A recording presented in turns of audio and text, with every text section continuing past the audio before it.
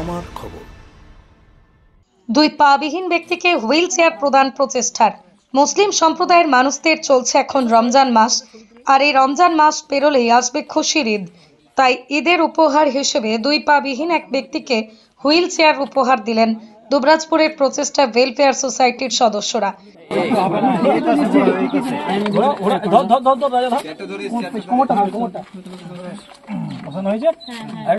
আমাদের দুবরাজপুরের ৮ নম্বর ওয়ার্ডের পার হাউস মোড়ে আজকে মোহাম্মদ শফিক নামের একজন, যিনি ৪২ বছর বয়স, কিন্তু এই ৬ মাস আগে ওনার এক দুর্ঘটনার কারণে দুটি পা খুইয়েছেন উনি।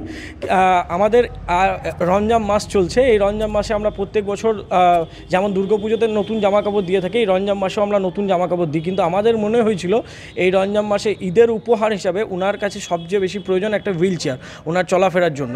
উনি সত্যি খুব নিডি, তাই আমাদের মেম্বারদের কাছে খবর আছে, তাই আমাদের ঈদের কাজ আমরা প্রথম হুইল চেয়ার দেওয়ার মাধ্যমে আমরা শুরু করলাম। সমাজের কাজ করতে তো আমাদের প্রত্যেকেই ভালো লাগে, সেই উদ্যোগ নিয়ে আমাদের প্রচেষ্টা শুরু করেছিলাম আমরা। কিন্তু সত্যি আজকে ওনার এই হুইল চেয়ারটি পেয়ে শুধু ওনার মুখে নয়, ওনার পরিবারের মুখে নয়, প্রতিবেশীদের মুখের হাসি দেখে সত্যি আমাদের যেন মনে হলো এইটাই বড় প্রাপ্তি। এর থেকে ভালো কাজ আর কিছু হয় বলে আমাদের মনে হয় না। দুবরাজপুর থেকে শেখ অলি মোহাম্মদের রিপোর্ট, আমার খবর, বীরভূম।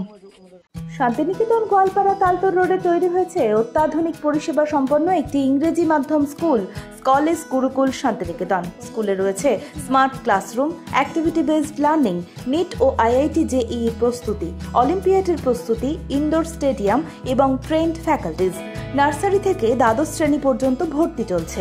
বিস্তারিত জানতে যোগাযোগ করুন 9609039000 এই নম্বরে।